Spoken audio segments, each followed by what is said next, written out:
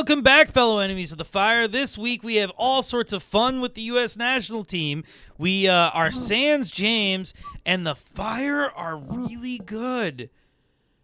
I am FC Neo Tokyo. That is DPG. And I said it in the beginning. We are without Jaymes, so the production quality that you are used to in this podcast will be diminished slightly, but I think we will get through it. DPG, how are you this evening?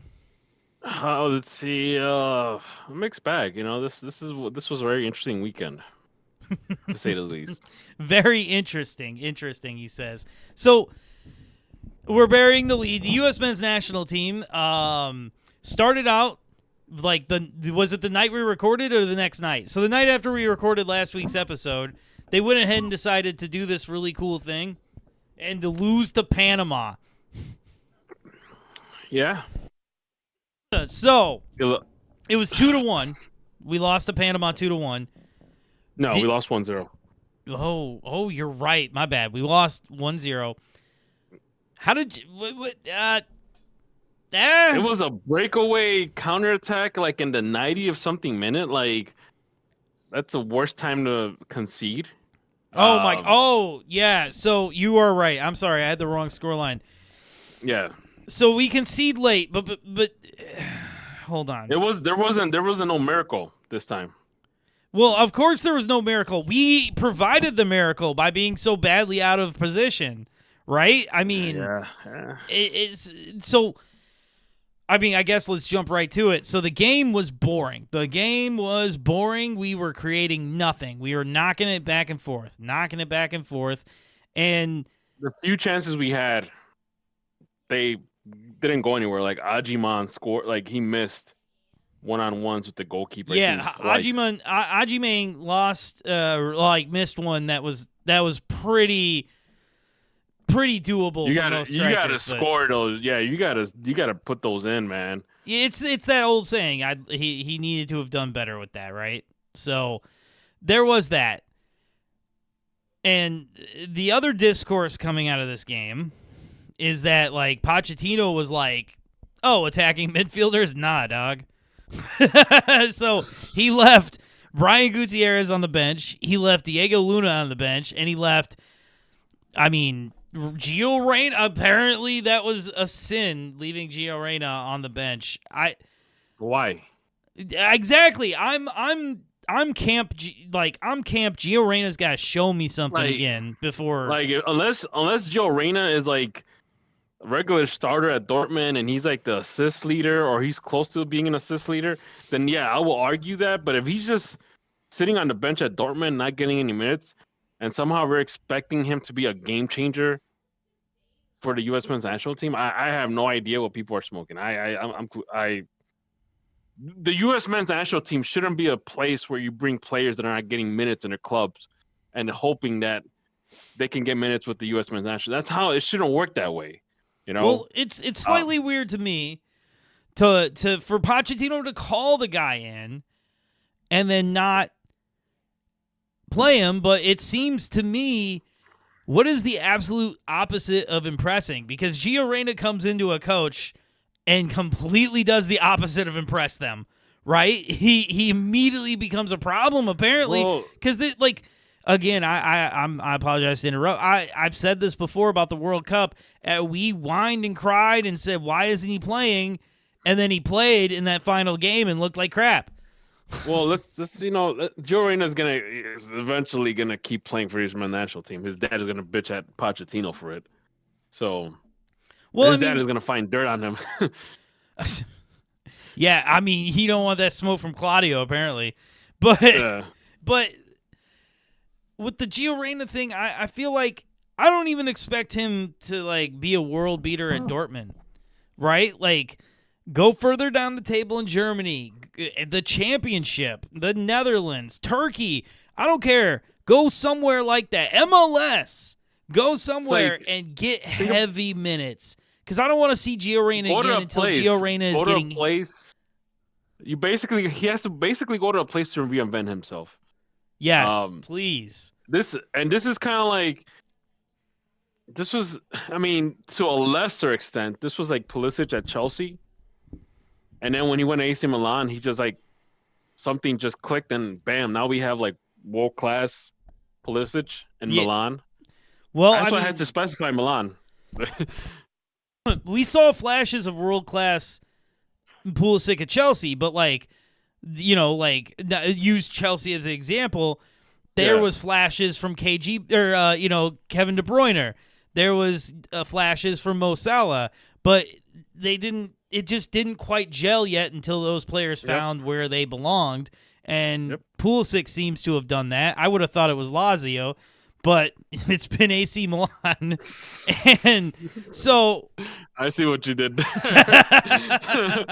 But with that said, like he kind of belongs there, and I've been kind of a hater lately, joking that he's the best player on the worst Milan team in decades. But they're not the worst Milan team in decades, No. and on top of that, like even if they were on the come up, he would be a part of that come up. He wouldn't be replaced, and so. Everybody's got to find their home. It's the Jordan Morris theorem every time. Player has Jordan to be happy. Morris didn't leave home. All right. Player has to be happy, man. Get Gio Reyna where he's somewhere where he's happy. Imagine in an alternative universe, like Jordan Morris would have gone to Germany, and he would have been our like number 9 right now. Like he would have been like. He would have been, banging in goals forever, right? He would have single-handedly like made Kuvo not happen, right? Like he would have been like starting lineup Bayern Munich because he, the first team he went to Germany just bought him and said, "Hey, this guy's scoring 20 goals. Let's just get him from Bayern Munich." So. Or he could have done that whole like thing where he just, he flames out. He could have flamed out in Germany and then like. And not gotten a real shot somewhere else. Yeah.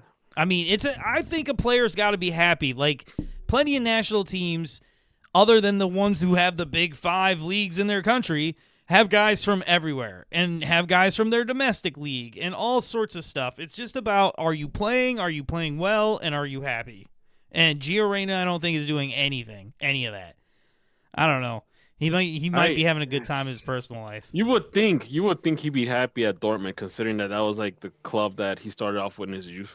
He was in a youth team for Dortmund, so you would think that the guy will be, hey, this is my home club, in other words, and I should be like he should be giving it his all. But I mean, I don't know, like I think that if nothing changes, like we talked about this before,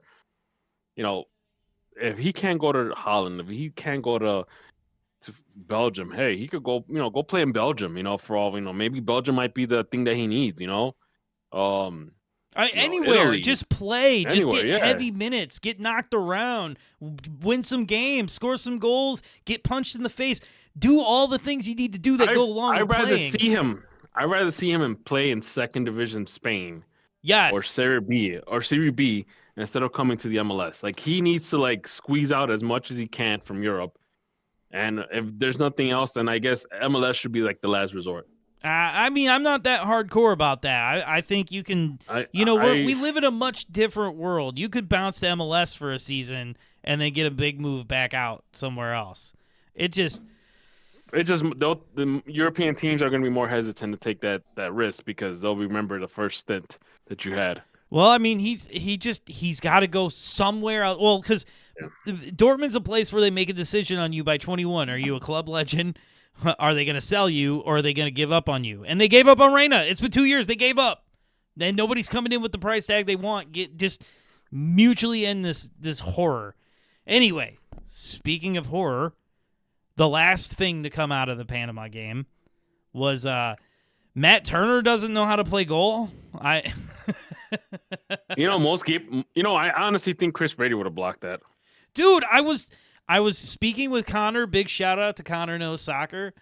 I was talking to Connor before the show, and I was like, hey, man, I know you're a Schulte guy because you're a Columbus guy, but I believe that Brady over Schulte, Steffen, and Turner at this point, right now, based on how they're playing.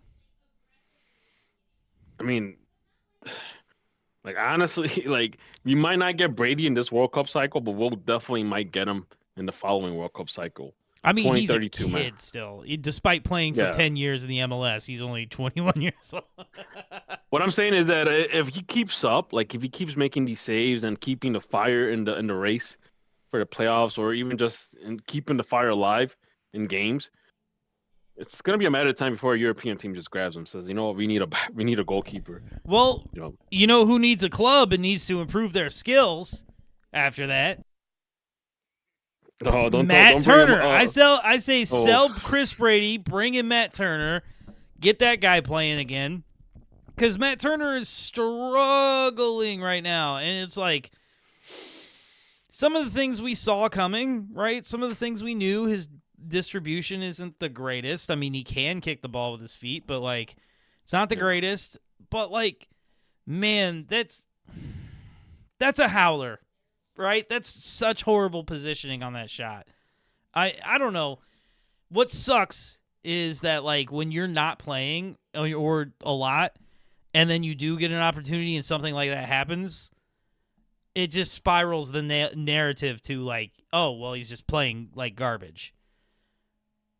I don't know. Well, but I think we were never sold on Matt Turner. Like after he had that one good Nations League final a couple of years ago, I haven't really seen him like shine. Like, oh my God, he's keeping the U.S. alive in this game. It's just, I think at the moment right now we don't really have any really good goalkeepers. I think we don't have another Casey Keller. We don't have another Brad Friedel. We don't have another Tim Howard. You know, you can even throw in the mix Brad Guzan. I was about to say, can you believe the Brad Guzan era never happened? Yeah.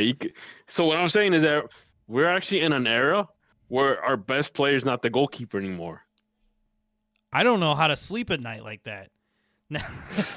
Anyway, okay, so we'll move on. We'll move on. I know like everybody's covered that one. We lose 2-1 to Canada in the third place game. Canada gave up like a first-minute goal to Mexico in their game, and they lost 2-0. Jesse Marsh freaks out in the middle of this game, and then Canada gets the winner. It's I don't know. How'd you feel? Fucking Gio Reyna played. Well, the scoreline reflects how good he did. I mean, dude,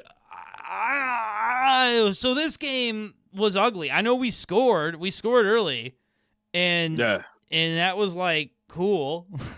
I was into that, but we never looked dangerous, really. Like we just don't look dangerous, and it's like, yes, you are right. You know what? I would like to think that, hey, maybe Pochettino is just having hiccups because he's still getting to know the players. But, you know, it's just the U.S. team didn't look threatening. Didn't look like the U.S. teams of like under our current head coach. Triple G. You know, Triple G. And you know, speaking of miracles, you know. Yeah, so I don't know. I'll give Pochettino more time, but I think at this point we're too close to doing another coaching change. Oh my God! I don't think we can do this as a nation. I don't think we can do a coaching change this close. Like the problem is we didn't do the coaching change when we needed to do the coaching change. He has no time without World Cup qualifiers to grind your team into a diamond. Yeah. You needed more time, and crashing out of the Copa America with a coach who really didn't have a future was not the way to do it. I wouldn't say he didn't have a future, but I didn't think his future was in Chicago. Yeah. He just had the wrong future at the moment. That's all I'm gonna say. You had such an easy break from Berhalter, and you could have started fresh with someone. And it's just like now, and now. I don't want to say too much because I don't want them to take Berhalter away from us. Well, you know what's gonna happen now is they're gonna pump Bruce Arena down our throats after this World Cup. Because it'll be like, see, we hired the big name. Shit didn't change. It's like, yeah, well, you did it the worst possible way. Anyway. Do we really want to see some Bruce Arena on the sidelines? Throwing out hands and stuff like, oh. No, Bruce Arena, he needs to retire and just hang out with his family. I almost feel bad. Like, go hang out with your family, dog. What are you doing in San Jose? Anyway, so this brings up two questions. For me, I kind of,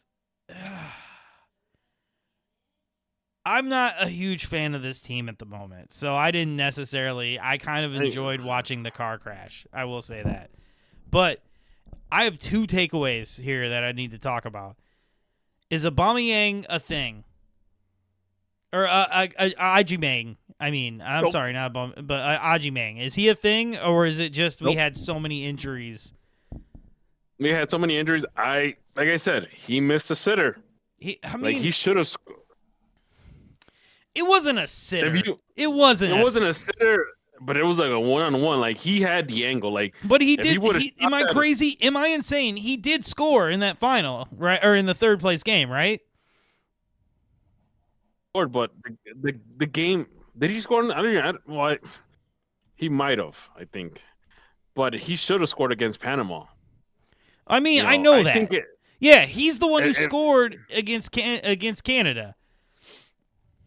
I'm still not sold on him. Like, cool, you can score on the third place games, but you can't score when it really counts. Dude, he's a child. Like I will say this. You don't put a child to do the work of men, all right? You don't put him in a high stakes situation where you need to score goals. If Pochettino wants to experiment, there's different scenarios for that. There's different places. No, there isn't. There is no other. There's no time. There's nothing else to do. You could put him on a friendly, or you could have him come off the bench when you're winning. Nothing. You learn nothing. Or take him out, or send him out. Put him on a. Take him off the bench when your team's winning. If the USA was winning 2-0 against Panama, 1-0 to Panama, hey, by all means, put Agyemang. Let's see what he does. Not this whole, hey, we're 0-0, we need goals. Hey, kid, you want to score some goals? There you go. Send him to the wood chipper, as I say, but don't expect him to come out unscathed. Like I was not. It was not of the level needed. But, I'm not mad about how he played. He may not be the future, like the full-on future, but he might be. Balogun was playing badly before he got hurt. Look, we're not Brazil. We're not Argentina. We're not, France. We're not England. We don't have kids that could just, plug and play. We don't have that luxury. Those teams do. They could bring some 19-year-old kid that's playing out in West Ham that's scoring goals, and automatically he could score goals for the England national team. You could get a kid that's scoring goals in Corinthians, put him in the Brazilian national team, and he's scoring goals now. You're not wrong. But listen, this is a kid. He is scoring goals in his domestic league. I'm not upset about it. You give him some minutes. We had no other options. DK just came back from injury. Haji Wright's injured. Balogun's injured. Josh Sargent, for whatever reason, disappeared. I guess he was injured. I don't know. I don't really follow up on Josh Sargent like that. Hold on. Maybe I should call him. Anyway. Why? Because I'm kidding. I digress. No, I'm going to say this. With all the hand-wringing and all the people who are quite upset about this, don't forget that 2 of our best 5 players were out. Our second best player and probably our 4th best player were not playing. Because this team, not only were those some of our 2 top 5 players, but they are so important. Serginho Dest and Jedi Robinson is everything to this team's offense. When we actually score goals, 99 times out of 100, it starts somehow from those 2 guys. Yeah, imagine you're a striker and you're running at the U.S. defense, and then Serginho just pops in front of you. what are you gonna do? You know, it's like, oh my God, he's gonna hit me in the face. In a full Bulls jersey. Anyway. Yeah. So I really think this team looks infinitely different with Jedi and Surge. That's not a good thing, though. That's not a good thing, because if that's all it takes for this team to collapse, is that all we're that takes, not. dude? If England lost Kane and say who's like the youngest and best, Foden, maybe, I guess, right? If they lost them, they'd struggle. You still have Bellingham. Yeah, but Bellingham usually plays alongside. So then who's actually coming in? Declan Rice? You know what I'm saying? Like, which I don't know. I don't know England like that. But to my point is they're going to struggle. You're talking about, in my opinion, I know maybe I'm on the outside with the Serginho Dest, but with the Jedi Robinson is legit a world-class left back at this point. Legit. Yeah. And yeah, he's one of the best defenders. He's probably one of the top defenders in the world League right now. Yeah, and he is our second best player behind Pulisic. And like, to be missing that guy, and then even that guy was hindered with Serge's absence. When they are both on the field, that is the best we ever have looked, like in my entire lifetime. You know what it is? I think we don't have enough creative midfielders on this team. Well, I mean, you get Gio Reyna playing, but like Brenden, like you gotta get like Gio Reyna like when he's hot. Like, not right now. Like, right now, this is the crummy Gio Reyna that is, has bench rust. Well, you know what you do? You see, this is how you play for a tournament. You play Gio against Panama when you got to break him down, and then guess what? You throw Brenden Aaronson's Energizer Bunny ass at him when you got to destroy people against Canada. You know what I mean? Like, seriously. So basically, Brenden Aaronson is the U.S. version of the USMNT version of what's his face, the T-1000. No, it's what's his face, Tom Barlow. No, he's not. No, I will not. I will not be here. I will say this. I'll say it for the fired stuff, but I will say this: Tom Barlow has the energy of like three men. Tom Barlow's actually having a much better season this year. I can't believe I said that out loud. Anyway, we're talking about Tom Barlow. And he's not even doing anything. He hasn't done anything. Yes, he has. He's made some good runs. Anyway. That's exactly. Anyway, so let's wrap up about the U.S. men's national team. Yeah. Where do we go from here? What happens now? Is the Gold Cup important now? I think it is. I think it is. It has to be now. Like, Pochettino got to like start. So are you team Gold Cup now with me? So this is gonna be interesting. I got to see the roster first for the Gold Cup. Like, if Christian Pulisic is not on that roster, then I don't. That means that Pochettino is not taking the tournament serious. I mean, maybe, but also, he's got to see everybody, dude. He doesn't see he hasn't been in the job long enough. He hasn't seen everybody. This sucks. Without qualifying, without getting because even think about this. During qualifying, you get so many camps that even if a cat comes in and he's third on the depth chart in center defensive mid, that kid, most likely, is getting the experience, is getting the reps, is oh, well, he wasn't in my game plan at all this time, but he actually showed in practice. Let's actually put him in the game plan for next window. Things like that. It's just, he's missing out on all, we're missing, this sucks. Hosting the World Cup sucks. Yeah, it does. Because there's a lot of expectations on this. There's a lot of stuff on the table here. I frankly, you get Serge and Jedi back, and I think we'll be fine. We will look a much better team, and Pochettino may have a better chance of implementing ideas. That's my thought. What do you think? What's your final thought on the U.S. team? It's a team in rebuild, still stuck on rebuild. I don't know. I think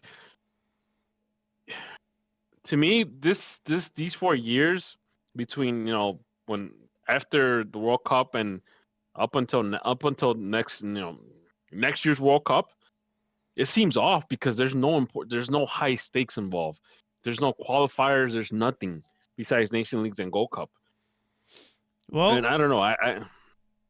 I mean, that's what I'm saying. There's nothing important. It's scary. Like, I honestly cannot wait for 2032. Like, I cannot wait for this whole region to get competitive again. Because I love to see a good Concacaf, brother. I love to see teams do better. I won't be surprised with the rate we're going. We might get to see Chris Brady on that U.S. men's national team for 2032. Right now, I want to see him now. I want to see him now. I don't think Pochettino's going to start him, though. I don't think he's going to start him. I think he's going to go with his gut. He's going to go with Schulte, or he's going to go with what's his face? Turner. Well, we shall see. And everyone, so we didn't get the canal, and apparently now we're the 11th province of Canada. So there you go. Because we lost both games. Anyway, let's talk about something scary after this break. We won't even tell you what it is. Boo.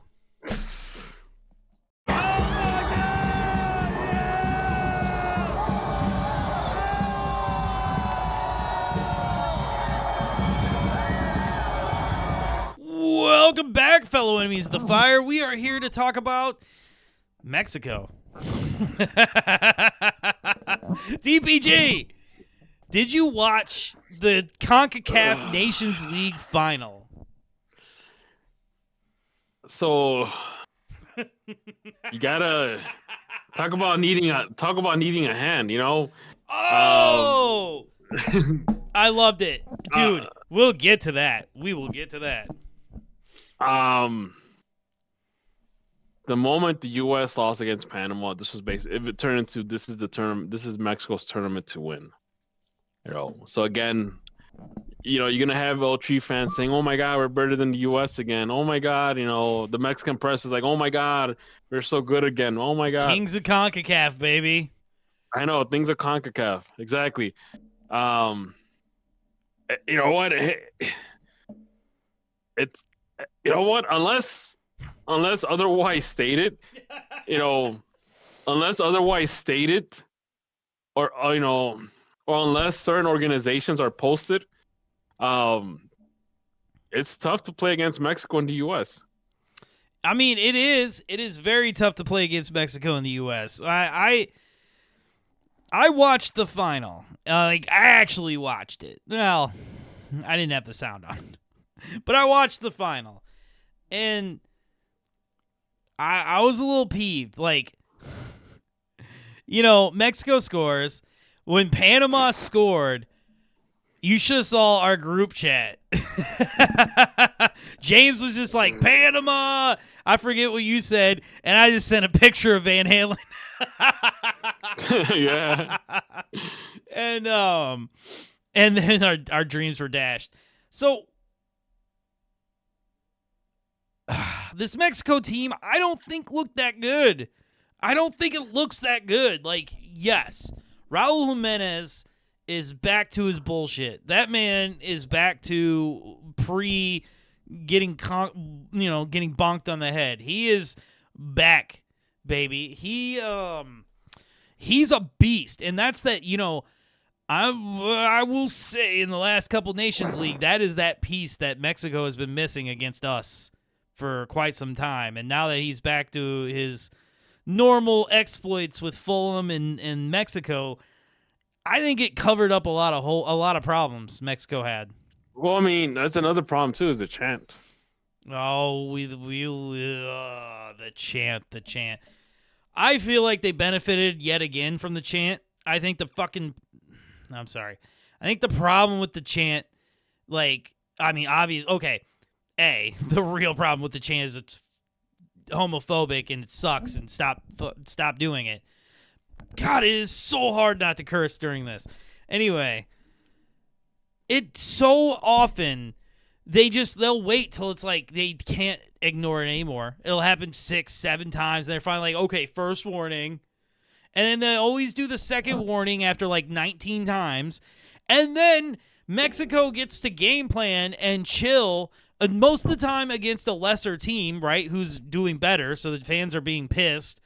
And they get to chill, they get to game plan, they get to recollect, and then benefit from an added 7 to 8 minutes of added time. Like, you shouldn't, like, if you're taking time out from the chant, unless the team playing Mexico is down, you need to let that time's gone.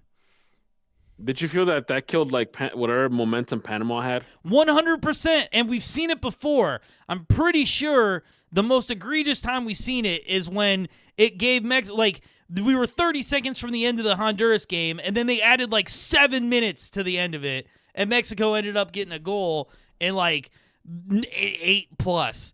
Like, I'm like, it sucks. It's stupid. Like, I was at a Fire game, and this was before I was in the section. I was just at a game at Soldier Field. It was actually the first game at Soldier Field I went to.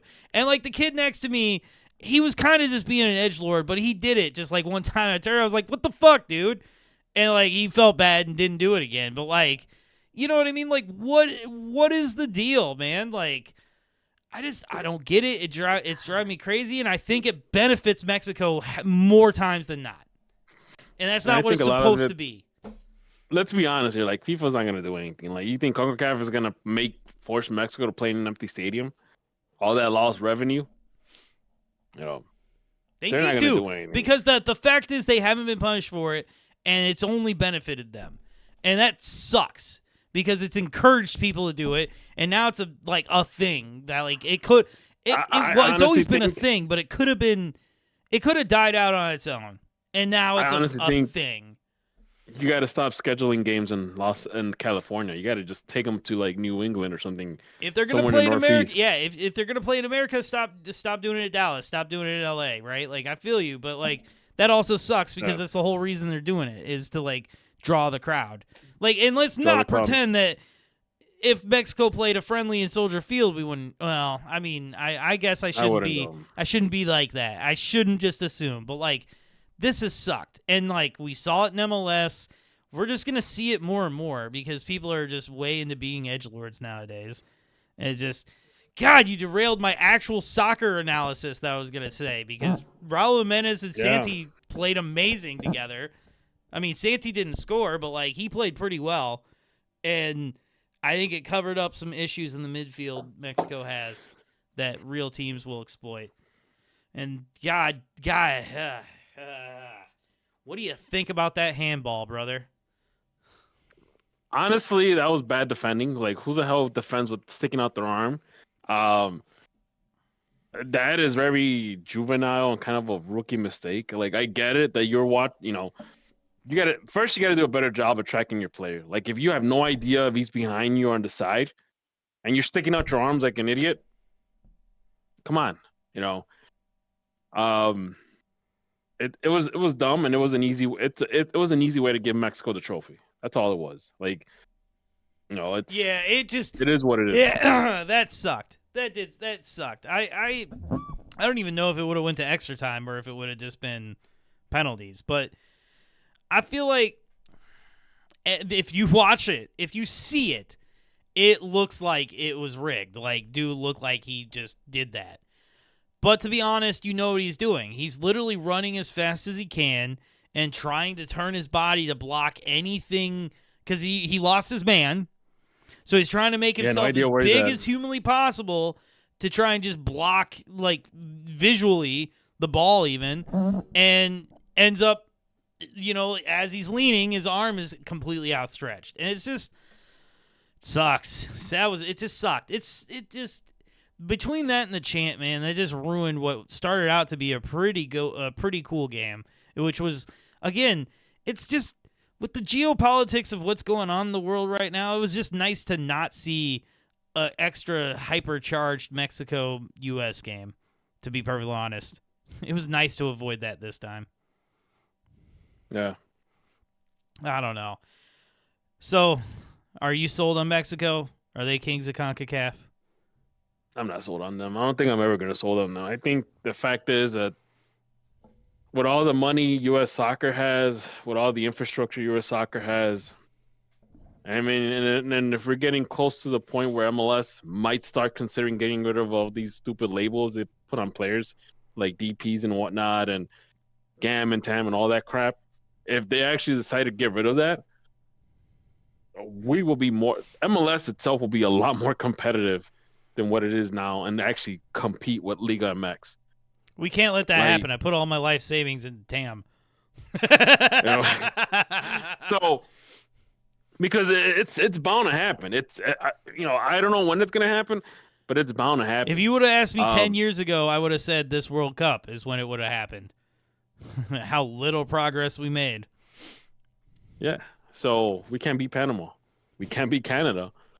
Apparently, how the hell does anybody expect us to beat the Frances and the Germanys and the Englands of the world? I don't expect it anymore. So Mexico wins so we have a Gold Cup coming up, which leads me to we've had that discussion enough. But yeah. The conversation consistently comes up, and I feel like I'm the only human on the one side of this. But CONCACAF and Conmebol merging. How do you feel about that corporate merger? It wouldn't work. First of all, CONCACAF, it's not just, Canada, U.S., Mexico, Central America, Jamaica, and Trinidad and Tobago. It's not just that. You have like dozens of like small islands with teams. It just wouldn't work. Can you imagine a team like the Cayman Islands facing off Argentina? Well, I mean, Gibraltar gets to play everybody. Yeah.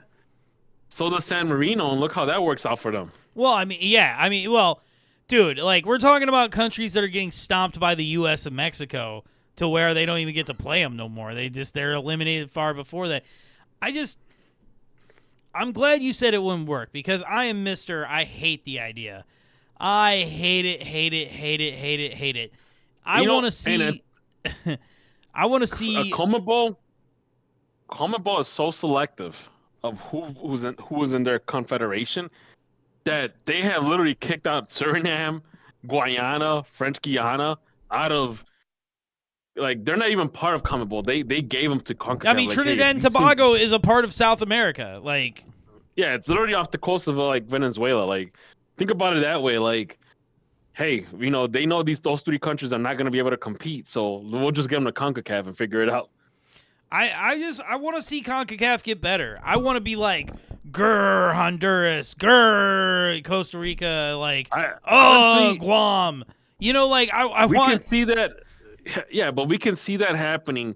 We're probably going to only see that happening between the U.S. and Mexico as of right now. Like, if MLS gets rid of all, like I mentioned before, gets rid of all those player tags, if MLS, starts kind of falling in line with how, salary caps are set in Europe and whatnot, yes, we'll be more competitive. Canada's in a weird situation because you got three teams that depend on MLS, and then you have a Canadian league that is, I dare I say, kind of semi-professional. No, it is. It's not. The Canadian Professional League is not. I mean, God, it would be like the fourth tier. They have like first division teams and a fourth tier. And I don't know if I could have sworn that a lot of those teams are based in Ontario. So are all of the people. That's like saying, like, Illinois, there's a lot of people in Chicago. Yeah, all of them. Yeah. So you can't really have a whole league structure. Like, you can't have Calgary or Winnipeg have their own soccer team, or even Edmonton does actually. They have their do. own soccer Yeah, team. I was about to say you need to stop with all that shit. Some of those teams are in the USL, or they had unsuccessful USL teams. Yes, I remember Edmonton. Edmonton used to be part of the USO. As weird as it sounds. Oh my You god! know. I remember the Vancouver Whitecaps when they were in the USL making a deep run in or no, it was the Impact making a deep run in Champions Montreal League. was and in Puerto Rico Islanders, man, like. There was the Toronto Lynx. Oh my god, the Toronto Lynx! I remember. Yeah. I think Dwayne D. Rosario played for the Lynx. So like, it sucks that it will be good if Canada actually got a real professional soccer league that can compete with MLS, but that will require Toronto, Vancouver, and Montreal to move over to that league. They'd have to secede. I mean, to be honest, the way Canada is, it's like kind of like Russia, where like the upper part is the Arctic, right? So like all the people are at the bottom, and they're close at they're close enough. Like what is a 6-hour drive to Toronto from here, and you're in Canada an hour or two before that. You know what I'm saying? Yeah, like, I mean, it will be cool. I mean, it will be cool if they had like a team like from Quebec or Ottawa. Like I want it. major Yeah, Ottawa, Canadian. Quebec. I mean, like, we get into. You got Montreal. Like we can you have Vancouver. There you go. Then now they can start a rivalry with Edmonton. I mean, the Canadian champions, like their little U.S. Open Cup, a lot of times is only 4 teams, but a lot of times it's interesting. Like I like, I'm very much a globalist in the sense that I feel like a lot of people, like, I love it, like the connection that you can form with the rest of the world. But I'm so segregationist when it comes to soccer. I really, like, I don't mind the Canadian teams being in our leagues in USL and MLS. That's cool in my opinion. But like, I want to see CONCACAF thrive. I want to see a league I want Mexico in MLS. I want Liga MX and MLS to like fight over players and be like on par. And it's just like those conversations. Remember the conversations of like, oh man, the Chelsea and Man U teams are the best. No, the Barcelona, Real Madrid's the best. Nah, the best soccer's in Italy. There used to be a conversation, and it just, I don't know, man. Soccer is slowly becoming like other American sports, and it's just, thankfully for the slow part. Anyway, this conversation started out as Conmebol mixing with CONCACAF, and apparently the two of us are anti, or are you for it, but you don't think Conmebol will do it? I'm not for it. I think the moment that CONCACAF merges with, if they were to merge with Conmebol, you probably won't see another CONCACAF team make it to the World Cup. Like, it's going to be a struggle. They'll give us 8 spots, right? They'll give us 8 to 10 spots to start with. And okay, so if that was the case, then that's different. But then again, now you got to contend with the fact that outside of Argentina, Brazil, Uruguay, which is 3 spots, now you still got to face Colombia, you still got to face Chile, you still got to face Paraguay, Peru and Venezuela, and why am I blanking on everybody else? Going to play in Bolivia with that altitude makes Mexico City look like a walk in the park. It does. Well, I mean, it does, but like all the other teams that play them seem to beat them.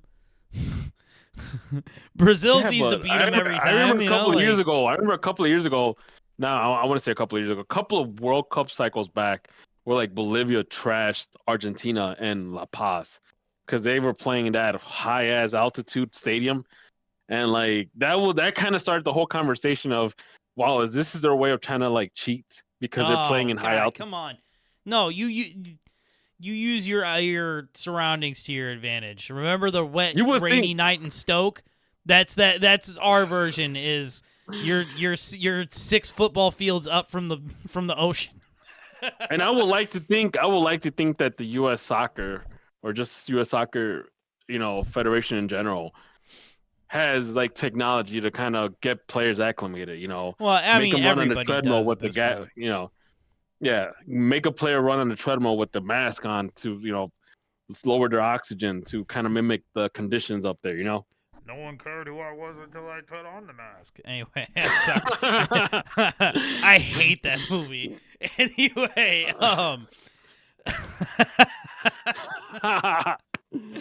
anyway, I think we beat it to death.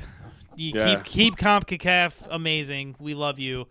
Anyway, like, subscribe, all that good stuff. We'll be right back to talk about the Chicago Fire. Yeah.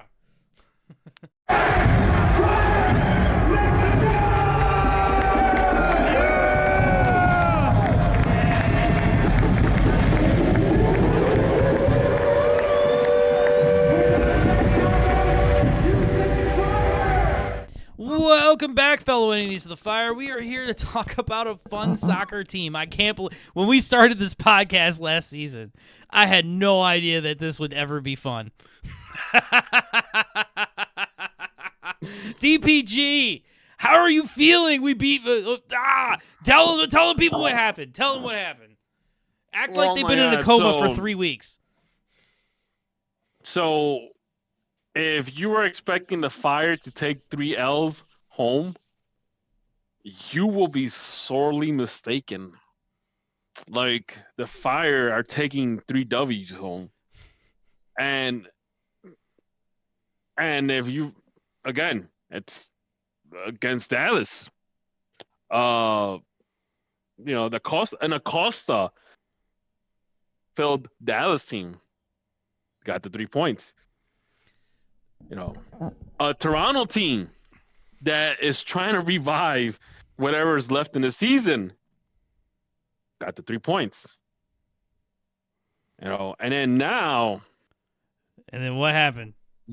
You had a Vancouver team that was sitting on the top, undefeated. Now, before you give me that crap that, oh my God, they were missing players, they had injury bugs. I mean, they were missing players. Yeah, so were we. We were missing Acosta. We were missing Brian Gutierrez. We were literally signing Fire 2 players to short-term contracts just to make the roster. Class of 25. Yeah, and on top of that, if you're relying on a few players to keep your team afloat on the top, that means that your team has no depth. Because the Fire managed to win the game using Fire 2 players and a bunch of kids. I mean, we talk about the Fire 2 players, but Chris Brady is still a child. Brian Gutierrez is still a child. These are he kids. Didn't play. Barroso was a big signing, but he still was a developmental 22. thing. We have a youth movement that you said it. I was too embarrassed to say it out loud, but I was thinking the same thing. You were like, we got a class of 92 on our hands. It feels we like might. We got Orhel. Like, the kid's been sitting on the bench for 2 years. I thought he was gonna be a failure. I thought we were gonna get rid of him. Who knew? Holy crap! Who knew? Like, the kid Who knew could if play. he was the best player on the team? Yeah. So it's true what they say. You get the right coach in the right environment, and you can make magic happen. Oh. And that's what's going on. You even got Tom Barlow making runs. Like, the man is like chasing the ball like a dog chasing a bone. It's just like you can't stop it. No, he. Oh, okay. So hold on. So specifically, we're going to talk about the Vancouver game. We went into Vancouver, like we just said. So we are in the FEMA portion of our injury apocalypse. Like, we are coming out of it, right? And we were missing Acosta. We were missing Brian Gutierrez. Andrew Gutman was playing hurt. Yep. He was that. I mean, we were missing Glasgow. Like, one of the kids, Amari Glasgow, one of the impressive kids was out. Like, we were missing. I mean, Zink went down, right? Haile Selassie was coming out of injury. Yep. And Zink was coming out Zink missed the last game, I think. So some crazy stuff happened. Hugo Kuypers scored in the first minute. It was sick. It was amazing. Holy crap. It's like, that's all we need Kuypers to do. Just stick his leg out and that's it. I don't care how ugly all these goals are. Just keep pouring them in, baby. Hugo is the man. Dude, Hugo Kuypers. You set him up. You set him up. He knocks him down. He does. Dude, he does. Hugo Kuypers is the signing we thought he was last year. We knew he needed help around him. And now that he's got it. Like, Bamba, I know this wasn't Bamba's best game. But, God, Bamba really, he really takes the attention away. He takes the attention away. He pulls players. He pulls defenders. And he's always in the spaces. He's always in the right spaces. He's always got room to run when you pass him the ball. And he doesn't always. Sometimes he'll step on it and turn it back. But, honestly, he's always got room anytime they get him the ball. And that's, not just a him thing, but the team is seeking him out.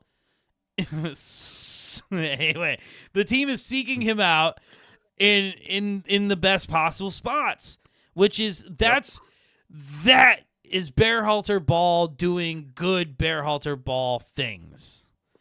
When you're forced to double team him, you're pulling a defender, from your line to double team him. So all of a sudden, now you have midfielders trying to defend. Well, you got Kuypers making a good run. Either you can get the ball at Kuypers, or guess what? You got Zink and Gutierrez, but not in this game. But Zink and Gutierrez coming from behind. From behind, yep. You got Gutman. Yeah, you got Gutman coming down the left wing. You got Brian Gutierrez, and God forbid you send it to the right side because now you got Barroso. Barroso is the revelation.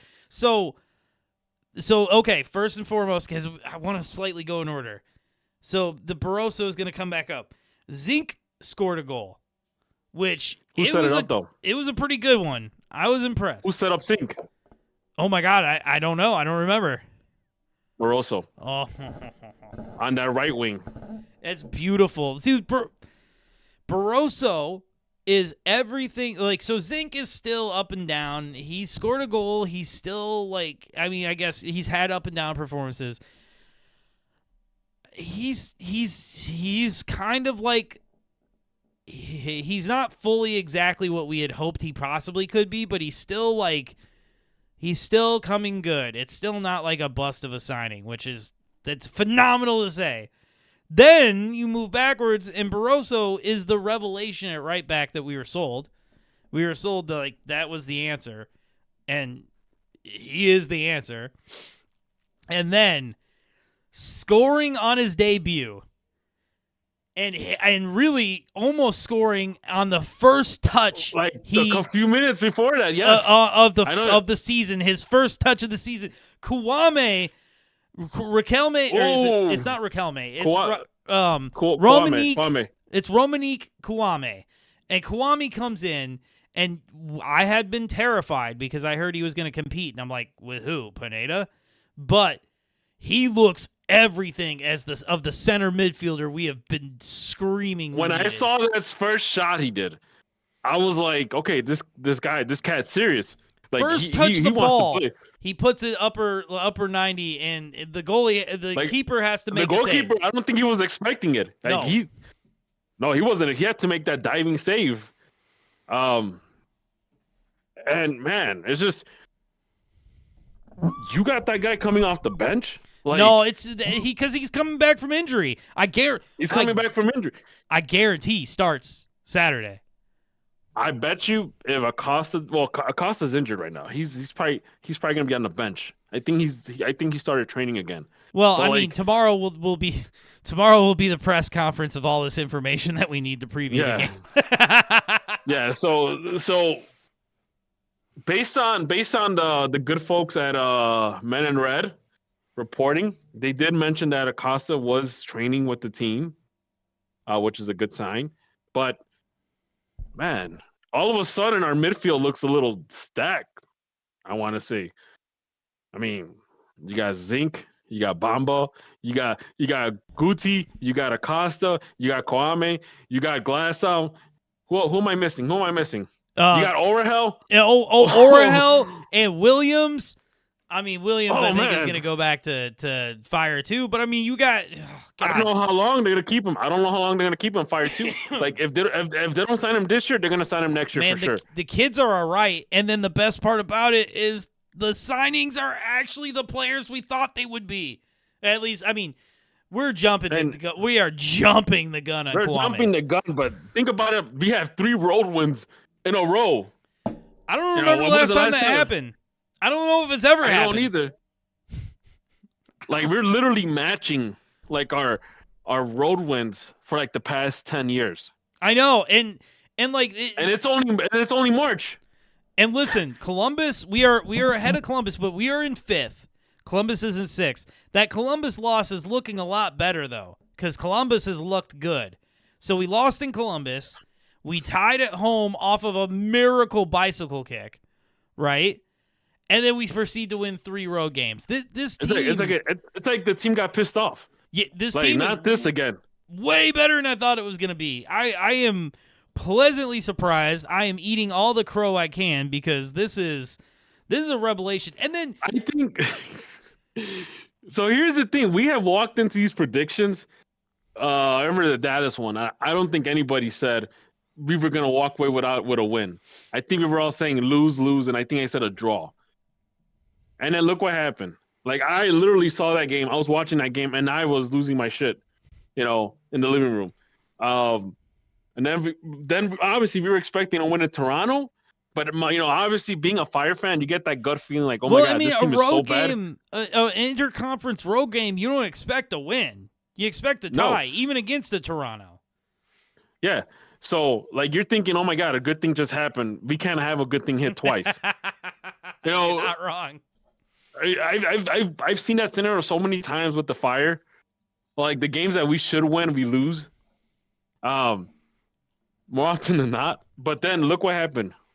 Again, we pulled it out. We won. And we were losing. You're right. We did come from behind. This team has got guts. This team has got gusto. Oh, my God. And then when you think, oh, my God, this team could only come back when they're losing, look what happened against Vancouver. Oh, my God. We were winning at the first minute, Then we gave up a goal, and we didn't crumble. We came back out in the second half and played much better soccer. And the craziest thing is that when I see Tom Barlow come in, I don't just hit doom and gloom anymore. Like, I literally say, oh, my God. I still would like a much better second striker. I'm not going to lie. Me too. I will love a second striker, but if our midfield could, for the meantime, fill in the gap. Like, I don't mind Tom Barlow, like, making runs. Like, if he could pull defenders towards him, that opens up the midfield for anybody else to score. Yeah, him and Gutierrez, I don't know if they've shared the field very much, but that would be a very beneficial relationship to Guti because he'd most likely be open for that second run to shoot, Yeah. But,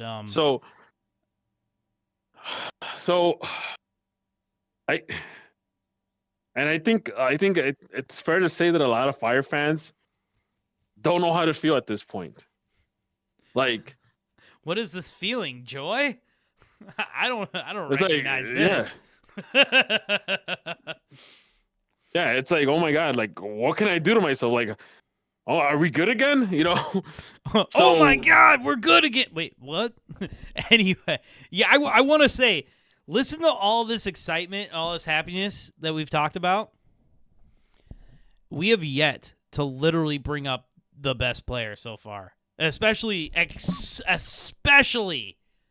these last 3 games. Chris Brady has been a brick wall. Chris Brady has been You talk about a man that blocked a penalty against Dallas. You're right. Oh, I forgot about that. They had him dead to rights in that Toronto game, and he had a massive, like, point blank save. And even in the Vancouver game, he had a pretty sick save.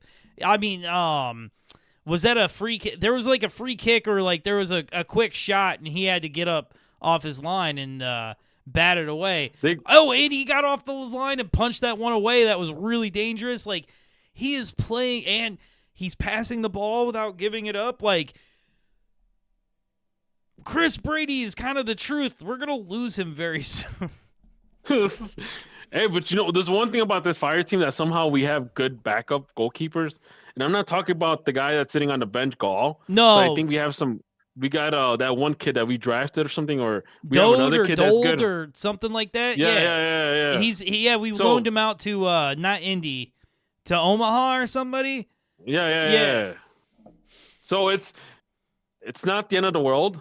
And again, we have other players to fill in the gap. But I'm not saying that, oh my God, let's get rid of Chris Brady. I'm just saying if the time comes where we have to part ways, we're not gonna be, the sky's not gonna be falling. It depends, my man. I feel like somebody's gonna back up the Brinks truck, and the stars are aligning. Because here's the thing: I've never been a huge fan of this guy, but I still feel like this is really smart. The stars are aligning. You sell Chris Brady for ungodly amounts of money. Matt Turner isn't playing anywhere and desperately needs a place to play. Sounds perfect to me. You get Matt Turner, pennies on the dollar, and you sell Brady for, his weight in gold. Yeah. So, So my thing is, we're facing Montreal, who's a last place team. Who had just fired their head coach, and their assistant coach is going to take over. Now, the Fire fan in me says, this smells and sounds like a trap game. It does sound like. Here's the thing: had the normal order of things happened, if we had gotten those first 2 road wins, and been shocked, and then just got stomped by a good Vancouver team, then I would said, it doesn't matter what Montreal is. They could have hired Jose Mourinho, and we're still winning that game. But you're right. After winning 3 road games, it's okay, when's the shoe going to drop? You know what I mean? But I can't bet against it, dude. Montreal is in shambles. We're getting some of our better players back from injury. This is. I mean, it's going to be in the rain. It's going to be in the rain, which is ugly. And I don't know, man. I don't think there's any possible way we don't win this game. Hugo Cuypers will score. I'm gonna have that ugly feeling in my stomach because, again, I'm not used to having this much of a success for the Fire team this early in the season. We kind of go through a spell in the summer, in a deadbeat of summer. Where we win 2 games. That fake run that we make mirage every year. Kind of situation, the Heat mirage BS, but it's only March. These are serious points to stack up in March, right? And it's just especially when some of these kids like Oriel hits a wall and literally is I can't walk anymore. You know what I mean? When these kids hit a wall. And we don't have that backup for when Kouame is out of game or Zink is down for a couple weeks. We're going to lose a few games. We're going to lose a few games in the summer. I think we're still eligible for a U22 player and a DP player. We're signed up for 2 DPs and 4 U22s, meaning we do have a spot for a U22. But come the next transfer window, we could file to switch that, which I would like to. We are already so lucky on the kids. Don't take another gamble. Don't bring some kid who's gonna just poison the well here, which is gonna ruin the locker room. Yeah, exactly. Just get a DP signing here. Get a real professional. Yeah, don't bring Gio Reyna because we don't want his dad to talk crap. Listen, it'll never happen, never. But the Chicago Fire got Gio Reyna.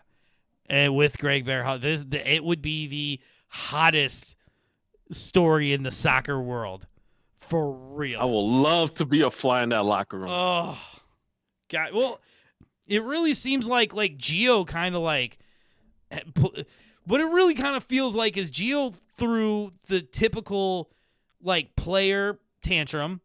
Literally, if my boss kind of said some shit to me that I didn't like, I'd throw a little bit of a tantrum too, right? And then you come back and then you just work. You come back, you work, it's fine. Everybody's like, oh yeah, he was pissed off yesterday, whatever. But then I think the parents are what made the situation a real situation. I really think it was just Reyna was not in the right headspace. He was being a baby. He wasn't playing well, so he wasn't going to be a part of it. And he was told that to thinking, okay, well, this will help him understand where he is in life. And it didn't. And then the parents blew it out of proportion. I really think Gio Reyna could play for Greg Berhalter, honestly, but not while his parents are still alive. That's cold, man. So overall, I think what we're seeing so far, and then by no means is this a complete team. You add more good pieces to this team, and it's gonna be hard not to say, hey, this team can compete now. Like, we need another kind of Omar Gonzalez type, but just 3 years ago, right? We need another kind of MLS lifer. Or not even that. You kind of need another Rafa Shiholz on his first season in okay, MLS. well, yeah, it would be nice to sign a good defender. So let's bring up something that I praised Berhalter Ball earlier. But there was something that happened in every one of the games that just scared me to death. We dropped back too early in every one of those games. We parked the bus far too early and just said, cool, yeah, shoot at us. I don't care.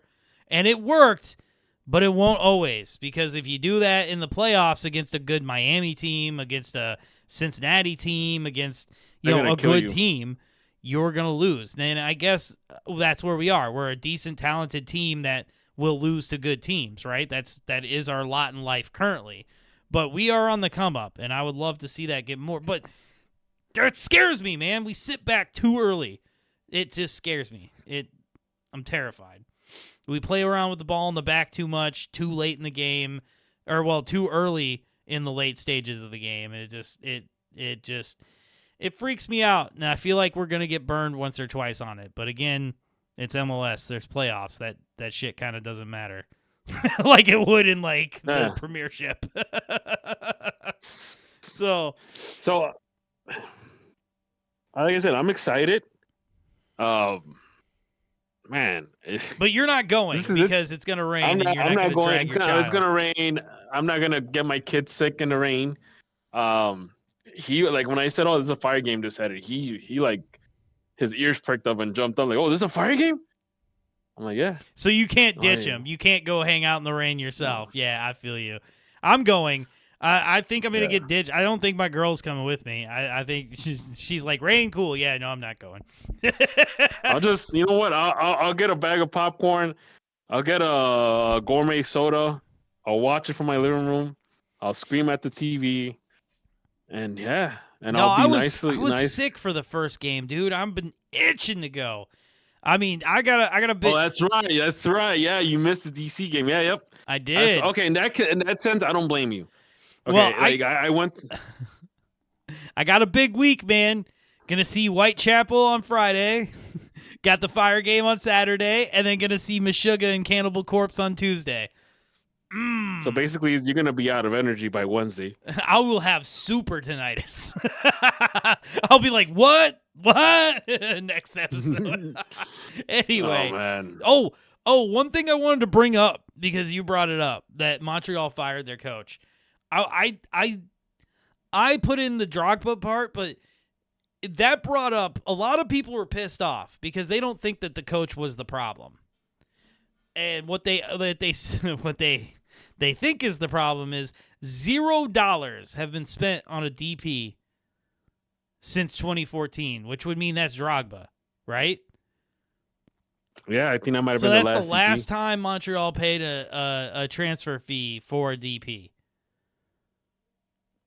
I mean, yes, you can get guys off contract that are free agents. Yes, you can sign pre-contracts, but let's be honest about the level of player that Montreal normally has gone after.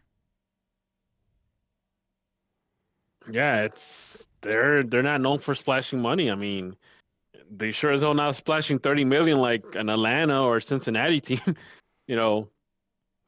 Nope. they're not And they're look, not doing anything. and if you look at the table now, that kind of reflects that. It most certainly does. I mean, like let's be honest. The East looks perfect right now because Chicago's in there, but we got Philly. Well, okay, I take that back. I get the Southern teams out of here. But no, we got Philly. me famously saying the Philly is over party. Philly is done. They're nobodies. Get them out of here. They're Phillies in first place. We got Philly, Charlotte, Inter Miami, Nashville, Chicago, Columbus, New York Red Bulls, New York City, Orlando City. And then just outside of the playoffs, you got Cincy, DC, Atlanta, New England, Toronto, and Montreal. Seems about right, except for Atlanta. I feel like that Atlanta thing will turn itself around. I could be wrong, though. I don't know. I foresee that Atlanta thing turning itself around. The East, Yeah. man, the East is the one thing I do like about the Fire being in the East is tougher. The East is 1,000% tougher every year than the West is, at least since 2015, 2016, right? And I mean, actually, yeah, probably 2015. That's probably when it started. And so we're grinding away against some of these really good teams that, you know, I don't know, man. I think it's good for us. I'm excited again, dude. It feels good to be a fan. Like, there's no more hate watching. There's no more like, here we go again. It's like, what, like, there's possibility. Just like, what could happen? I love it. And I don't know, man. It's just it's interesting and strange at the same time. Like I think by now, like if you look back the past 10 years minus 2017, like by now we would have been like, they gotta fire the coach. Yeah, by now we would have just been like, X and Y is not working, and we knew it wasn't gonna work when the season started. You know, like, we would have been freaking out. I mean, Hugo Cuypers. Okay, I would like everyone to remember from the Toronto game the goal that Hugo Cuypers scored that was called back for the Phantom Marin Holly Selassie goal.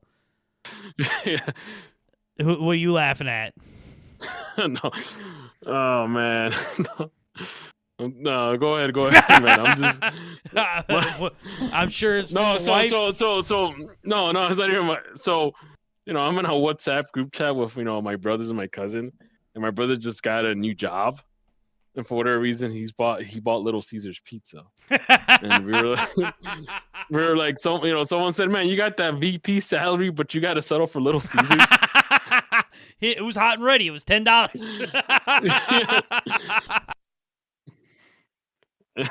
And someone said, was this your way of teaching the kids about value? Don't hate. I'm a firm believer on, like, here's my thing. I'm not a foodie. Like, I'm not big into food. So then I might as well eat the cheapest, like, just garbage anyway. You know what I'm saying? Yeah. But Hugo Cuypers, my friend, had a goal called back, right? That puts him second in the Golden Boot. Like, he had a goal called back. He's 5 goals in. If that and it's March. Yeah, he's 5 goals in, and it's March. Like, this is already half his output from last year. And he didn't play like the last 6 games of the season. Like, yeah, he's scoring 20 this year. Hugo Cuypers, you heard it here probably after a bunch of other people said it. Hugo Cuypers is scoring 20 goals this season. Oh my God, it's like you kind of have to add him in that Golden Boot race. He's number 2. He's behind Ty Baribo, whoever the hell Ty Baribo is. We learned who Ty Baribo is. It was weeks ago, I think. But anyway, in all seriousness, he's in second place, and he'd be tied for first if that goal had gone in, had been counted. It'll be crazy if we see if Hugo Cuypers scores more goals than Messi. Well, Messi has had. Oh God, you brought up the Messi. The billboards are everywhere. Like, we have a game Saturday, but the billboards are up already for the Messi game. Now, do we see him this year? Do we finally get to see him? Is he going to be healthy enough to play in Chicago? I hope the person that bought my tickets gets to see him, because I sold my ticket. Like, it covered half a season ticket for me. You're a crazy person, dude. I've I've gone both seasons. Like I said, last time I tried to go to watch Messi play, it was a horrible experience. Like I mentioned earlier, I was stuck in traffic, like maybe 30 feet away from the stadium, and I was But stuck you on there didn't for like an stay for the hour. Jason Derulo concert? No, I didn't stay for. God forbid, everybody went there to see the Jason Derulo concert.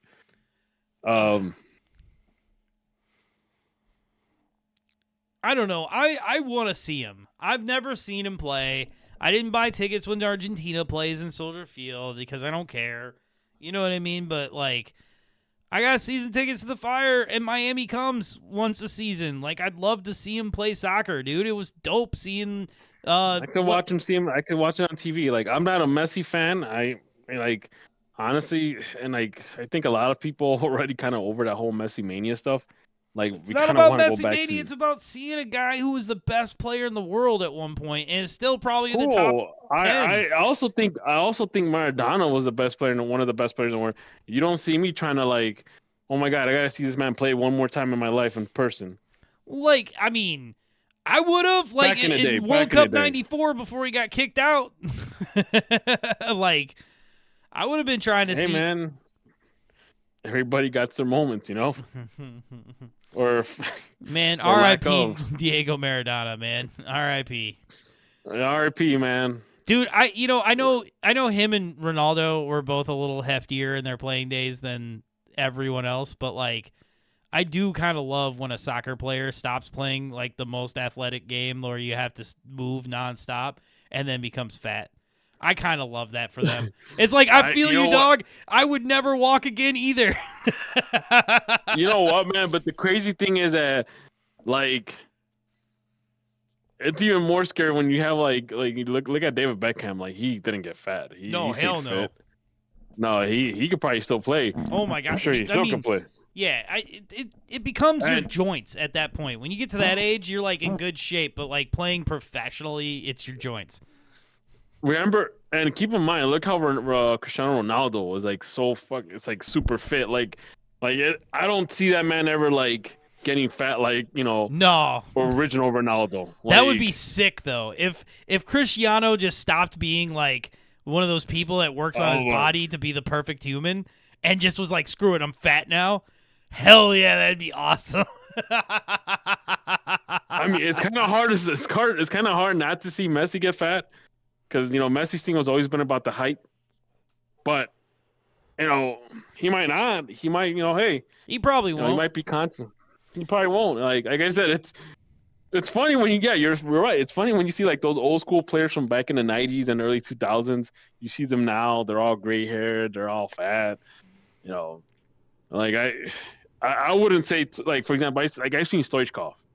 I saw him like last year, 2 years ago. He didn't look fat. Like no, I mean, most of them don't, but like there's a few of them that just like, oh yeah, I stopped playing. I'm not moving ever again. I moved nonstop for 10 years. I'm never moving like again. Mike McGee. Mike McGee still looks like he could play. Mike McGee is. I mean, he's a fit dude. Him and when him and Drew Connor did the fire thing. Dude, you could have put him on fire jerseys and get him ready on the bench. Like they probably would have gave you a shift. I mean, we were having injury problems. Yeah, they would have been like, Greg would have been like, "Hey man, no, we got a bunch of injuries. I need you guys to suit up." Well, no, he's. I mean, is he one of the guys? So the Des Moines Menace is. I don't think he's one of the guys. No. Why do I feel like the Des Moines Menace isn't like a real team? I feel like they're like Sherriff. They just play in the Open Cup, and like they sign all the old retired guys. Sasha Kleshton, hell yeah. Dax McCarty. I think the Des Moines Menace got hijacked by the old school players. That's all it is. Oh, okay. Does one of them own it, and they just like it's a vanity project? I don't even know if one of them owns it. I think maybe somebody's good friends with the owner. I don't know. It's Hollywood FC. Yeah. So I have no idea. So like I said, it is funny, but. Like man, even thinking about now, I don't think I've met any ex-Fire players that are out of shape. Like those guys tend to stay fit, man. Like even Frank Copas. CJ is like beefy. He's strong. I wouldn't call him like He's all overweight. he was all muscle when he was playing. Yeah. Like, Zach Thorin. Zach Thorin still looks the same to me. Obviously, again, Zach Thorin was all muscle. Like, good luck trying to face him one-on-one for the ball. I feel you. Okay, so we got to wrap up, but you brought up old Fire players, and I guess I have to say this. Dude, big ups to Chris Rolfe. I want to know what's happening to you, brother. Like, Chris Rolfe had a concussion issues. He had a write-up in, I think, the Atlantic about how he was struggling with his post-playing career. And then it kind of went dark. And then he shows up on a Fire video, like, in one of our worst seasons, 2022, baby, and is like, and like nobody watched it. Like, it had like 15 views when I saw it. It was like him explaining like his 5 favorite goals or something crazy. It just, I don't know, man. When I hear those stories about guys, like, I'd like to hear a follow up on Santina Quaranta these days. Like, I'd like to hear what's happened to some of these guys. And I guess, it's funny you mention that because I would like to see more ex-Fire players be involved with the organization. I mean, like in the same way that the Cubs reach out to ex-Cubs players, and add them, make them ambassadors or add them part of the organization. Bring them to ring the alarm. Like, that was really dope that they did that with McGee and Drew Connor. Like, that was cool. Do that a little bit more often. Like, I get that it's the opportunity to like bring like famous people of other walks of life. But like, man, God, Justin Mapp. You got Diego Gutierrez that still lives in the city, and I believe is a doctor now in the city. Diego Gutierrez is a doctor? Yeah. No way. Where's Will McConaughey, by the way?